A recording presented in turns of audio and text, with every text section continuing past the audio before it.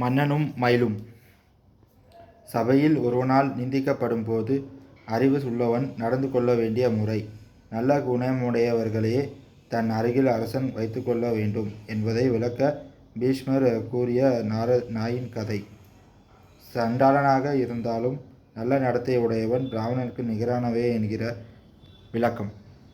அரசன் மயிலை போல நடந்து கொள்ள வேண்டும் என்று பீஷ்மர் கூறியது 3 விதமான மனிதர்களை வர்ணிக்க பீஷ்மர் கூறிய மீன்களின் கதை. அறிவுள்ள மனிதன் ஒரு சபையில் ஒரு மூடனால் நிந்திக்கப்பட்டால் அப்போது அவன் எவ்வாறு நடந்து கொள்ள வேண்டும் என்று தர்மபுத்திரர் கேட்டார். இந்த சபையில் மட்டுமல்ல, எப்போதுமே அறிவுள்ள மனிதன் மூடனின் ஏச்சுகளை புரிந்து கொள்ள பழக வேண்டும். ஒரு நாள் மற்றொருவன் ஏசப்படும் போது ஏசியவன் செய்திருக்கக்கூடிய புண்ணியத்தின் பலன் ஏசப்படும் போது ஏசப்பட்டவனையும் ஏசப்பட்டவன் செய்திருக்கக்கூடிய பாவத்தின் பலன் ஏசியவனையும் அடையும் என்று பெரியவர்கள் கூறுகிறார்கள். சிகிச்சை பெறும்போது ஒரு நோயாளி போடும் கூச்சலை மருத்துவன் எப்படி கவனிக்காமல் விடுகிறானோ அதேபோல் அற்ப புத்தி படைத்தவனுடைய ஏச்சுக்களை அறிவுள்ளவன் ஒதுக்க வேண்டும். சபையில் அறிவுள்ளவன் ஒருவனை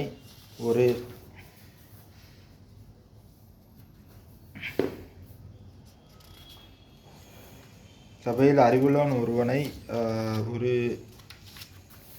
மூடன் நிந்தித்து பேசினால் அதோடு அவன் நிறுத்த மாட்டான். வெளியில் போய் எல்லோரிடம் தன் செயலை பற்றி பெருமை பேசுவான். இந்த மனிதனை நான் நிந்தித்தேன், அவன் வாய் மூடி பேசாமல் இருக்க முன்னேறிட்டது என்று கூறி தன்னுடைய செயலை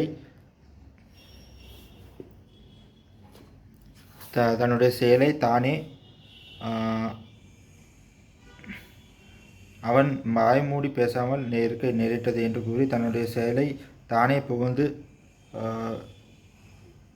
கொள்வான். இதையும் கூட அறிவுள்ளவன் அலட்சியம் செய்ய வேண்டும்.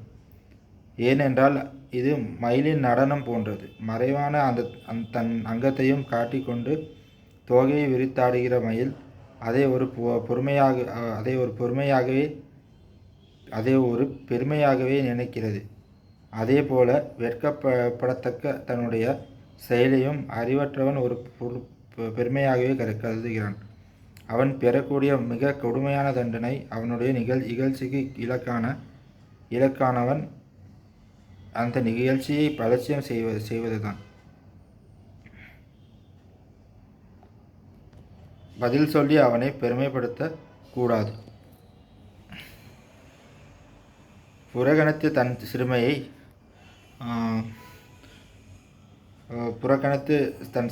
சிறுமையை அவனை உணருமாறு செய்ய வேண்டும் என்று பீஷ்மர் விளக்கம் அளித்தார்.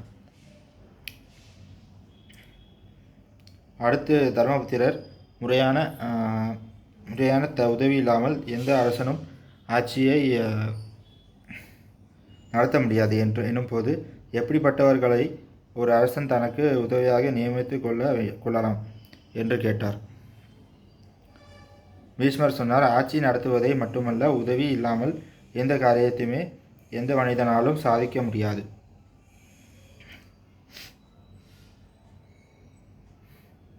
அரசனை பொறுத்தவரையில் நல்ல குடியில் பிறப்பு, அறிவு, கல்வி, நம்பிக்கைக்குரிய தன்மை, காலத்தை அறிந்து செயலாற்றும் திறன், நடந்ததை நினைத்ததை மனம் நொந்து போகாமல் இருக்கும் குணம், அரசனுடைய உயர்வை தன்னுடைய உயர்வாகவும் அரசனுடைய தாழ்வை தன்னுடைய வீழ்ச்சியாகவும் கருதுகிற மனப்போக்கு, நேர்மை, தர்மம் தவறாத குணம் போன்றவை கொண்ட மனிதர்களைத்தான் அரசன் தனக்கு உதவியாக நியமித்துக் கொள்ள வேண்டும். தர்மபுத்திரர் கேட்டார், நல்ல குடும்பத்தில் பிறக்காத ஒருவனை தனது உதவியாளனாக ஒரு அரசன் நியமித்து கொண்டால் அதனால் ஏற்படக்கூடியது என்ன? பீஷ்மர் சொன்னார், பரசுராமருக்கு சில ரிஷிகள் இவ்விஷயத்திற்கு எடுத்துக்காட்டாக ஒரு உதாரணத்தை கூறினார்கள். நானும் அதை கேட்டேன். அந்த கதையை உனக்கு கூறுகிறேன். ஒரு பெரிய காட்டில் தர்மத்தை விட்டு தவறாத ஒரு ரிஷி இருந்தார். அந்த காட்டிலே வாழ்ந்து கொண்டிருந்த சிங்கங்கள், புலிகள், சர்ப்பம் போன்ற பயங்கர மிருகங்கள், யானைகள், சிறுத்தை, புலிகள் போன்றவை அந்த ரிஷியின் அருகில் சர்வசாதாரணமாக வந்து போய்கொண்டிருக்கும். அவற்றின் மொழியை கூட அவர் அறிந்திருந்தார். மாமிச பச்சினிகளான அந்த மிருகங்கள் அவர் அருகே பரம சாதுக்களாக இருந்தன. அருகில் இருந்த ஒரு கிராமத்திலிருந்து அங்கு வந்து சேர்ந்த ஒரு நாய் அந்த முனிவரை அண்டியது. அதன் பின் அவரை விட்டு விலகாமல் இருந்தது.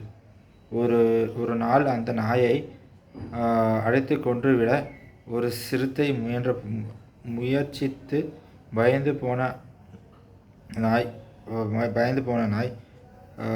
அவர் முனிவரை அணுகி சிறுத்தையிடம் இருந்து தன்னை காப்பாற்றுமாறு கேட்டுக்கொண்டது. அந்த நாயின் பயத்தை விலக்குவதற்காக முனிவர் தன்னுடைய தவ வலிமையினால் அதையும் ஒரு சிறுத்தையாக மாற்றிவிட்டார். இதன் பிறகு அந்த நாய்க்கு சிறுத்தையின் தொந்தரவு விலகியது. ஆனால் மிகப்பெரிய புலி ஒன்று அதை எதிர்க்கவே மீண்டும் அது முனிவரை அணுகியது. அவர் சிறுத்தையாக மாறி விட்டிருந்த நாயை கடும் புலியாக மாற்றினார். அதன் பிறகு ஒரு யானையை கண்டு அந்த புலிக்கு அச்சம் வந்தபோது அந்த முனிவர் அதை யானையாக மாற்றினார். யானைக்கு சிங்கத்தை கண்டு நடுக்கம் ஏற்பட்ட போது அது முனிவரால் சிங்கமாகவே மாற்றப்பட்டது. அதற்கு பிறகு சர்ப்பம் என்ற மிருகம் சிங்கத்தை கொல்ல நினைத்து சிங்கமாக மாறியிருந்த நாய் முனிவரை மீண்டும் அணுக அவர் அதையும் ஒரு சர்ப்பமாக மாற்றினார். மற்ற எந்த மிருகத்திடமிருந்து பயமில்லாமல் அந்த சர்ப்பம் மற்ற பிராணிகளையெல்லாம் கொன்று வாழ ஆரம்பித்தது. சமஸ்கிருதம் அகராதியில் சர்ப்பம் என்ற மிருகத்தை பற்றி யானையையும் சிங்கத்தையும் விட அதிக பலம் கொண்ட 8 கால்களுடைய மிருகம் என்று விளக்கமளிக்கப்பட்டிருக்கிறது. டைனோசரஸ் என்ற மிருகம் பற்றி கேள்விப்பட்டிருக்கிறோம். அது என்றோ என்றோ அழிந்த மிருகம். அதுபோல் முன்பு எப்போதோ இருந்து பிறகு அழிந்துவிட்ட மிருக இனமாக சர்ப்பம் இருக்கலாம். வியாச பாரதத்திலும் எல்லா பிராணிகளையும் சொல்லக்கூடாது, கூடியது எல்லா மிருகங்களுக்கும் பயத்தை உண்டு பண்ணுவது, 8 கால்களையுடையது, உயர்ந்த இடத்தில் கண்களையுடையது என்றெல்லாம் சர்ப்பம் என்ற மிருகம் வர்ணிக்கப்படுகிறது. அந்த நாயை முனிவர் முதலில் சிறுத்தையாக்கி பிறகு புலியாக்கி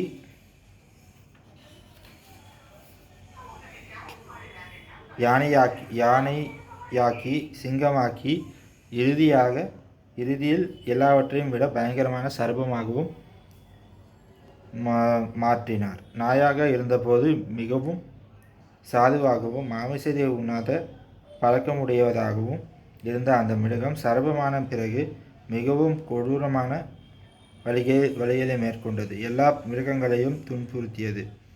உயிர் பிழைக்க எண்ணி பல மிருகங்கள் அதை காட்டை விட்டே ஓடத் தொடங்கின. இந்த நிலையில் அந்த சர்ப்பத்தின் மனதில் ஒரு எண்ணம் உதித்தது. இந்த காட்டில் உள்ள எல்லா மிருகங்களும் இப்போது என்னை கண்டு நடுங்குகின்றன. அவை எல்லாமே எனக்கு உணவாகின்றன. நான் இப்படிப்பட்ட பலத்தை பெற்ற சர்ப்பமாக மாறியதற்கு காரணம் அந்த முனிவர்தான். மற்ற மிருகங்களுக்கும் அவரை அணுகி தங்களையும் சர்ப்பங்களாக மாற்ற சொல்லி கேட்டுக்கொண்டால் அவர் அம்மாதிரியே செய்தாலும் செய்து விடுவார். அத்தகைய தவ வலிமை அவருக்கு இருக்கிறது. அப்படி மற்ற மிருகங்களும் சர்ப்பங்களாகி விட்டால் என்னுடைய மேன்மை என்ன ஆவது?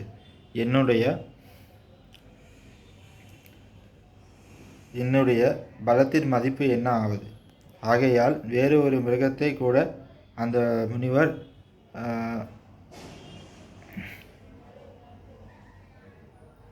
சர்ப்பமாக மாற்றி விடாமல் நான் பார்த்து கொள்ள வேண்டும். அதற்கு ஒரே வழி அவரை கொன்று விடுவதுதான். பீஷ்மர் தான் கூறிய கதையை கேட்டு வந்தார். இப்படி தீர்மானித்து கொண்ட அந்த சர்ப்பம் முனிவரை கொன்றுவிடும் எண்ணத்துடன் அவரை அணுகியது. சர்வத்தை பார்த்த உடனேயே அதனுடைய வண்ணத்தை புரிந்து கொண்டுவிட்ட அவர், நீ மீண்டும் உன் பழைய தன்மையை அடைந்து நாயாக கடவாய் என்று சபித்து விட்டார். திகைத்து நின்ற அந்த நாயை பார்த்து முனிவர் சொன்னார், எல்லா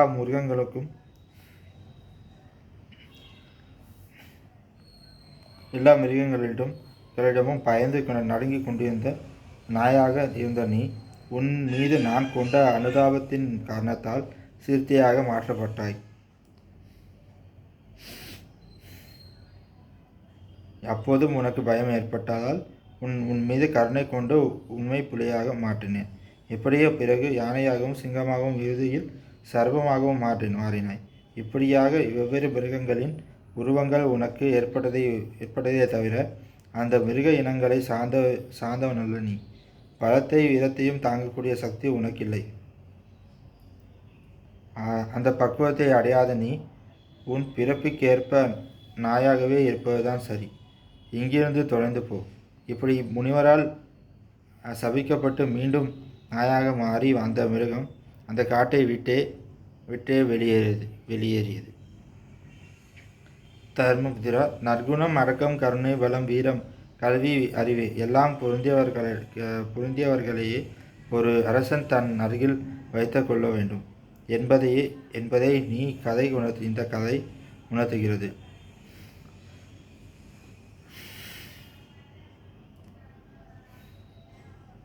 நல்ல குடியில் பிறந்தவர்களுக்கு இக்குணங்கள் இருக்கும் என்று எதிர்பார்க்கலாம். ஆகையால் நல்ல குடியில் பிறந்தவர்களையே முக்கியமான பணிகளில் அமர்த்துவது நல்லது. ஆனால் வேறு ஒன்றையும் அறிந்து கொள். பரிசுத்த மனதை உடையவனாகவும் நல்ல நடத்தை உடையவனாகவும் இருப்பவன் பிறப்பினால் சண்டாளனாக இருந்தாலும் அவன் பிராமணனுக்கு நிகரானவனே. பிராமணனாக இருந்து பாவத்தை செய்கிறவன் சண்டாளனாகிறான்.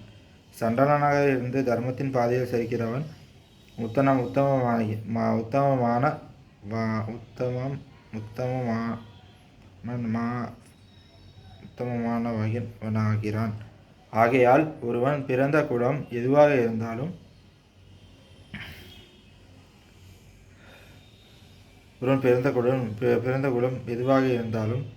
அவனுடைய குணம் சிறப்பானதாக இருந்தால் அவனை உயர்ந்த பணியில் அமர்த்த வேண்டும்.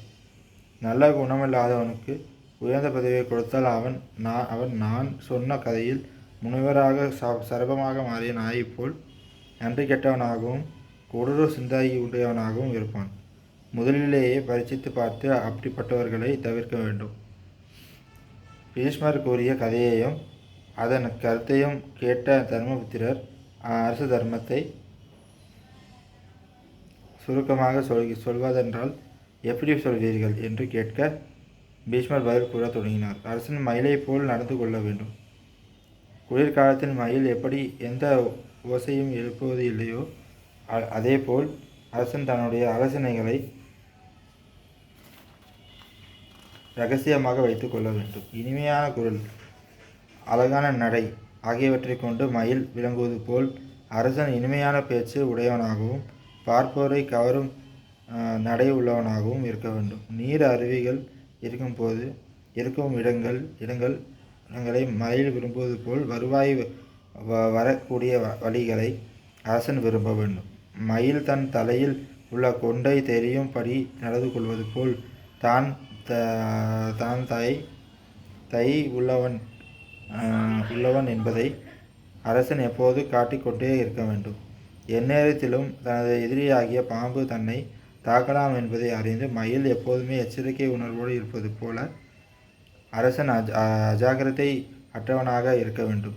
காக்கை முதலிய மற்ற பறவைகளின் சிறுமை மயிலின் தோற்றத்தின் மூலமே நமக்கு தெரிவது போல அரசனின் நேர்மை மூலமே அவனுடைய பகைவர்களின் சிறுமை மக்களுக்கு புரிய வேண்டும். களைத்து போன போது நிழலை நாறுகிற மயில் போல் சங்கடத்தில் சிக்கிய அரசன் உறவினர்களை நாட வேண்டும். இப்படி மயில் போல நடந்து கொள்ளும் அரசன் கொடிய விஷமுள்ள பாம்புகளை மயில் கொள்வது போல பகைவர்களை கொள்வான். தர்மபுத்திரா, தனக்கு உணவாக கூடிய புழு பூச்சிகளையும் கூட கேவலம் என்று நினைத்து மயில் ஒதுக்குவதில்லை. அதே போல தனக்கு பயன்படக்கூடியவர்கள் தாழ்ந்தவர்களாக இருந்தாலும் அரசன் அவர்களை ஒதுக்கிவிடக்கூடாது.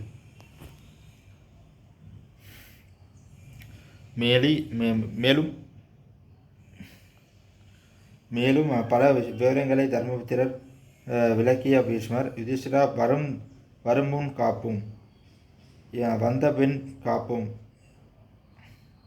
ஆகிய 2 வகைப்பட்ட மனிதர்கள் ஆபத்திலிருந்து தப்பித்துக் கொள்வார்கள். முதலாமவன் அந்த ஆபத்தில் சிக்கவே மாட்டான். இரண்டாவதாக வருபவர்கள் ஆபத்து நெருங்கும் போது பிழைத்துக் கொள்வான். இந்த 2 வகையிலும் சேராமல் மந்த புத்தி உள்ளவனாக நடந்து கொள்பவன் ஆபத்தில் நன்றாக சிக்கி வளைந்து விடுவான். அதற்கு உதாரணமாக இந்த கதையை கேள். ஒரு குட்டையில் 3 மீன்கள் இருந்தன. அவற்றை பிடிக்க எண்ணி சில மனிதர்கள் அந்த குட்டைக்கு பள்ளங்களை தோண்டி குட்டையில் நீரை வடிய செய்து குட்டையில் நீர் வற்றியவுடன் 3 மீன்களையும் பிடித்துவிட முனைந்தார்கள். அந்த மீன்களின் வரும் முன் காப்போனாக விளங்கிய மீன் இந்த மனிதர்களின் உபாயத்தை பார்த்து, ஆபத்து வர இருக்கிறது, குட்டையில் நீர் வற்றிவிட்டால் நம்மை அவர்கள் பிடித்து விடுவார்கள். நீர் வற்றத் தொடங்குவதற்கு முன்பாக இந்த குட்டையிலிருந்து போகும் கால்வாய் வழியே சென்று நாம் வேறொரு நீர் தேக்கத்தை அடைந்து விடலாம் என்று கூறியது. மந்தபுத்தி உடைய மீன் இது பற்றி கவலைப்படவே இல்லை. இருக்கும் இடமே வசதியாக இருப்பதாகவே அது நினைத்தது. அந்த பின் காப்போனாக விளங்கிய மீன் ஆபத்து வருகிறதா இல்லையா என்று பார்ப்போமே என்று கூறி அங்கேயே இருந்தது. வருமுன் காப்போனாக விளங்கிய மீன் வாய்க்கால் வழியே சென்று வேறு ஒரு நீர்த்தேக்கத்தை அடைந்து விட்டது.